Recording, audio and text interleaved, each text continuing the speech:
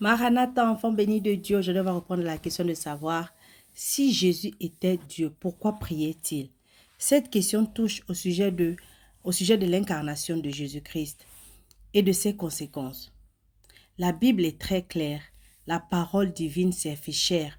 Dans Jean chapitre 1, verset 1, la parole de Dieu nous dit au commencement était la parole et la parole était avec Dieu et la parole était Dieu. Et dans Jean chapitre 1, verset 14, la parole de Dieu nous dit et la parole a été faite chair et elle a habité parmi nous, pleine de grâce et de vérité.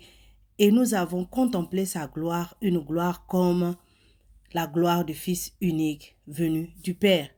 Donc cette parole s'est faite chair. Cette chair, c'est Jésus-Christ.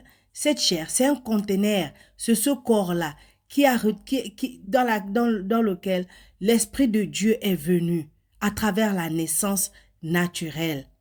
C'est ce qui est Jésus. Jésus a été engendré avant le siècle. Donc, il a vécu avec Dieu avant que Dieu l'envoie. C'est qu'il a été créé avant que Dieu l'envoie sur cette terre. Donc, Dieu est venu en Jésus-Christ. C'est à cause de ça. Jésus-Christ a deux natures. Une nature humaine, une nature divine. La première, la nature divine est éternelle et la nature humaine est éphémère. Donc Jésus est 100% Dieu et Jésus est 100% humain.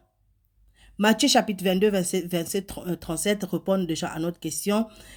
Jésus lui répondit, tu aimeras le Seigneur ton Dieu et de tout ton cœur et de toute ton âme et de toute ta pensée. Parce que Dieu a créé les humains pour sa gloire. Il nous a créés pour que nous le prions, pour que nous le célébrons.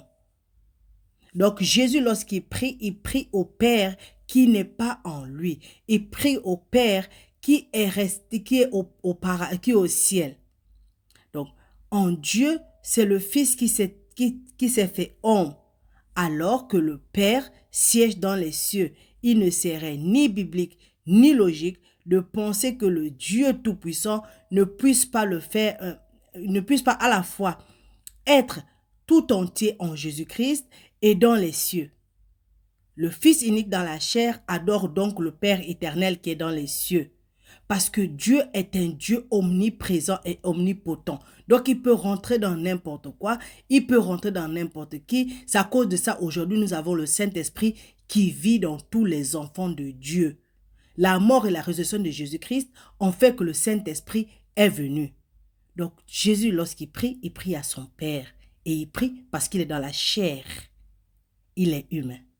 Shalom.